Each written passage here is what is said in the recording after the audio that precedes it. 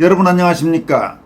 한동훈과 가까운 국민의힘 전직 당협위원장 등이 운영하는 언더 73이라는 유튜브 채널이 윤석열 전 대통령 부부와 김문수 대선 후보, 장동혁 현 당대표, 한덕수 전 국무총리 등을 노골적이고 저열하게 조롱하는 영상들을 잇따라 내보낸 사실이 밝혀지면서 파문이 커지고 있습니다. 심규진 교수와 유정화 변호사, 박민영 국민의힘 대변인 등 자유우파 진영 인사들은 이 유튜브를 통해 방송됐던 문제 영상 썸네일들을 공개하면서 좌파나 민주당도 이런 짓은 하지 못할 것이라면서 이 정도 수준이라면 당장 출당해야 할 사안이라고 강도 높게 비판했습니다. 이번에 공개된 문제 영상 썸네일들을 보면 윤석열 대통령과 한덕수 총리를 벌레로 조롱한 용산 러브버거라는 썸네일의 영상과 김문수 대선 후보 얼굴에 뱀을 합성하고 장동혁 당대표는 꼭두각시로 조롱한 능구렁이 대 꼭두각시라는 썸네일의 영상, 그리고 윤 대통령 부부와 한덕수 전 총리가 특검 앞에 묶인 모습을 그린 버텨봐야 의미 없다는 썸네일 등입니다. 이런 몇 가지 썸네일만 보더라도 이게 도대체 국민의힘 소속 정치인이 운영하는 유튜브 채널인지 의심하지 않을 수 없을 정도로 심각한 인신공격과 명예훼손에다가 명백한 해당 행위에 해당한다는 비판이 잇따라 나오고 있습니다. 먼저 심규진 스페인 아이대학교 조교수는 자신의 소셜미디어에 문제 영상 썸네일 3가지를 공개하면서 세상에 언더 73이라는 유튜브 채널을 전직 당협위원장인 모 인사가 운영하는 걸로 알고 있는데 이 저열한 썸네일은 도대체 뭔가요? 라고 물었습니다. 그러면서 채널명은 한동훈이 73년생이라 한동훈 기준의 73년생보다 어린 사람들의 정치 모임이라는 뜻으로 그렇게 지었다고 알고 있다고 덧붙였습니다. 심 교수는 정말 수준이 좌파들도 이렇게까지 하지는 않을 겁니다. 이건 단순한 실수 문제가 아니라 기본적인 품성의 문제라고 생각합니다. 폐륜적인 행각 아닙니까? 라면서 이 정도 수준이면 품위훼손과 모욕적 행위로 출당시켜야 할 사안이라고 보여집니다라고 지적했습니다. 신 교수는 또 벌써부터 장동혁 대표와 김민수 최고위원을 이간질하지 않나, 정말 그나물의 그 밥이라는 말이 딱 들어맞는 기괴한 상황입니다라면서 당원 게시판 사건은 반드시 철저하고 투명하게 다 밝혀야 할 것입니다라고 강조했습니다. 이어서 외부의 적보다 내부의 적이 더 무섭다고 하죠. 이들은 조직의 암덩어리와 같습니다. 국민 추천자로 한동훈에 의해 공천받고 더불당으로 튀어서 이재명한테 낯뜨거운 아부질 중인 김상욱도 이 유튜브에서 방송하는 멤버였던 걸로 아는데요 라면서 조직에 적응하지 못하고 기본적인 품성조차 미달돼 좌파 진영에서 쫓겨난 낭인들이 이제는 우파 진영의 또아리를 틀고 기생충 같은 짓을 하는 것을 반드시 청산해야 합니다라고 역설했습니다. 심규진 교수의 글에 대해 많은 애국 시민들이 댓글을 통해서 이런 영상을 만든 전직 당협위원장을 강도 높게 규탄했습니다. 댓글을 몇 가지 살펴보면 이런 것들은 정계에서 영원히 퇴출해야 맞다. 어떤 놈인지 인간이 아니다. 이게 인간이냐. 출당 정도가 아니라 깜빵에 쳐넣어야 할 듯. 절벽에 가까우니 발광하는 것이다. 이런 댓글들이 올라왔습니다. 또 지금 국힘은 민주당에 뿌리를 둔 젊은 떨거지들부터 전반적으로 많이 깔려있다. 가짜 우파들을 모두 쳐내야 한다. 뚜껑개가 바로 이렇다. 좌파리들보다 더하면 더하지 못한 자들이 아니다. 이런 댓글도 있었고, 한동훈 놈이 영입하고 공천 주니까 국회의원 그저 헤쳐먹을 줄 알았던 놈들이다. 한동훈을 제거해야 자유우파가 살 수 있다. 이런 댓글들도 올라와 있습니다.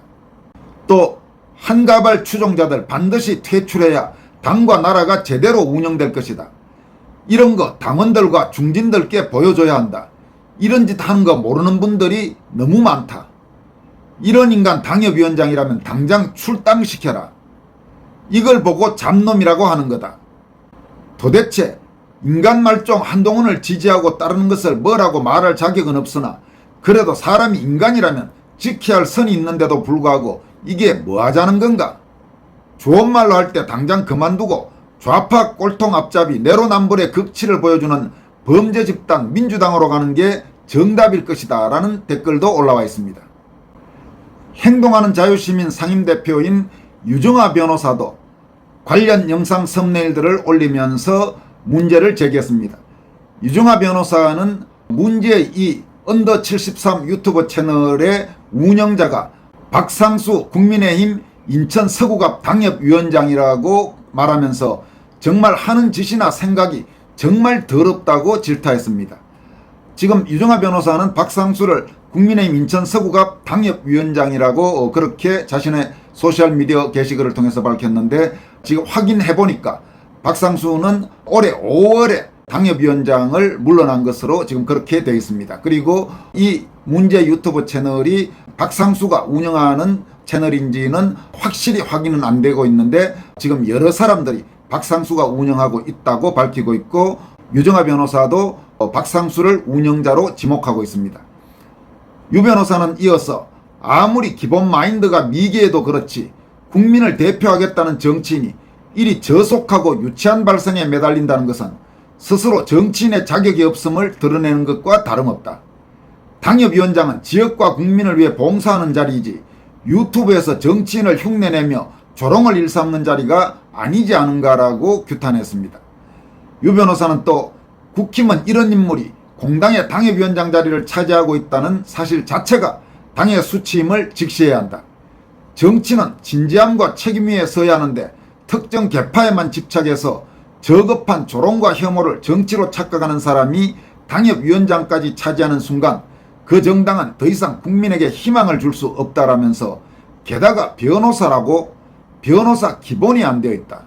정말 부끄럽다라고 밝혔습니다. 지금 유정아 변호사나 혹은 많은 지금 시민들이 지어간 대로 문제 언더 73 이 유튜브 채널의 운영자가 박상수 변호사가 맞다면 박상수는 바로 한동훈이 소위 인재 영입 케이스로 국민의힘에 끌어들인 변호사입니다. 1979년생이고 국민의힘 인천광역시 서구갑 당협위원장과 대변인을 지냈습니다. 그리고 아까 말씀드린 대로 2024년 말에 바로 한동훈이 소위 인재 영입 케이스로 국민의힘에 끌어들였던 그런 사람이고 최근 소위 국민의힘 목 혹은 보수 몫으로 방송에 출연해서 국민의힘 현 주류 혹은 당원들의 생각과는 다른 그야말로 한동훈의 생각을 거의 대변하는 그런 발언을 많이 해서 대단히 비판을 많이 받고 있는 바로 그런 사람이기도 합니다. 그러니까 여러분께 얼마 전에 말씀드렸던 소위 보수목 혹은 국민의힘 몫으로 가서는 딴소리를 해대는 이른바 위장보수 패널의 대표적인 사람 중에 한 명이 바로 이 박상수라는 친구입니다. 또 최근 많은 주목을 받고 있는 박민영 국민의힘 대변인은 천박하기 짝이 없다. 민주당도 이렇게까지 국민의힘을 맹목적으로 헐뜯진 않는다면서 매일같이 암적 존재임을 자백하면서 업보 스택을 차곡차곡 쌓아가고 있다고 질타했습니다. 여러분 이 문제의 유튜브 채널 소위 언더 73 채널 이름만 봐도 이건 한동훈과 관련되어 있는 그러니까 한동훈이 직접 뭐 운영하는 건 당연히 아니겠지만 소위 한동훈계 한동훈을 추종하는 자가 운영하고 있다는 것은 거의 명백해 보입니다. 그리고 지금까지 올라와 있는 이런 영상들이나 썸네일 이런 걸 보면 이건 명백히 해당 행위에 해당한다고 볼 수 있습니다. 적어도 이런 자들이 국민의힘 안에 앉아서 국민의힘을 안에서 갉아먹는 일은 결코 용납할 수 없습니다. 대단히 이게 심각한 문제인 만큼 국민의힘 신임 지도부는 이와 관련된 자들에 대해서 철저히 징계해야 할 것입니다. 다음 소식입니다. 이재명 정권 집권여당인 더불어민주당이 소위 내란 특별재판부를 신속히 처리하겠다는 방침을 정한 것과 관련해 미국의 우파 매체인 더 게이트웨이 펀딧이 위험한 선을 넘었다고 보도했습니다. 더 게이트웨이 펀딧은 이는 정상적인 사법 조치가 아니다. 일반 법원의 권한을 박탈하고 유죄 판결을 보장하는 평행재판소를 건설하려는 시도라면서 실제로 이는 공산주의식 유사법원, 즉 겉모습만 그럴듯할 뿐 실질은 그렇지 않은 법원을 만들어서 정치적 억압의 도구로 사용하는 것과 같다고 지적했습니다. 요즘 더불어민주당 하는 짓이 정말 가관입니다만은 지금 이 문제도 위헌 소지가 대단히 강하죠. 내란 특별재판부라는 게 위헌 소지가 대단히 높다고 봐야 됩니다. 오죽하면 그동안 제대로 이재명 정권의 온갖 폭주에 대해서 말을 못하던 대법원조차도 공식적으로 내란 특별재판부는 위헌 소지가 있다 이렇게 밝힐 정도가 되겠습니까? 더불어민주당은 이르면 9월 4일 내란 특별재판부 설치법을 국회에 상정할 계획입니다. 민주당은 일반 사법부는 신뢰할 수 없다. 내란 혐의를 다룰 특별위원회가 필요하다 이렇게 주장하고 있습니다. 이와 관련해 더 게이트웨이 펀딧은 민주당 인사들은 소셜미디어와 기자회견을 통해 사법부의 독립성을 반란 종식에 대한 장애물로 규정했다면서 이는 스탈린주의 전술에 불과하다 이렇게 지적했습니다. 이 매체는 스탈린주의 전술을 다음과 같이 설명했습니다. 정치적 반대자들을 반란군으로 낙인 찍어 특별재판을 정당화함, 집권당에 충성하는 엄선된 법원으로 독립적인 사법부를 무시함, 법의 언어를 정치적 숙청을 위한 무기로 바꿈.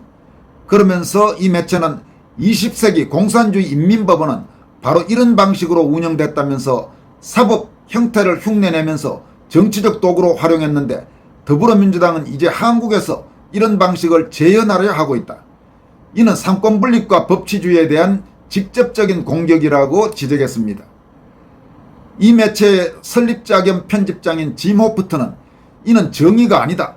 권위주의적 통제를 공고히 하기 위한 사법적 연극이라면서 이를 견제하지 않으면 야당 지도자, 반체제 인사, 일반 시민 중 누구도 자의적인 기소로부터 안전하지 못할 것이라고 경고했습니다. 호프트 편집장은 우리는 국제감시단, 인권단체 그리고 민주주의 동맹국들이 이러한 사태 전개를 면밀히 검토할 것을 촉구한다면서 소위 내란특별법 재판부는 민주적 통치와 전혀 양립할 수 없다. 이는 한국의 사법부가 정당히 통제하는 기관으로 변모하는 것을 보여주는 신호라고 우려했습니다.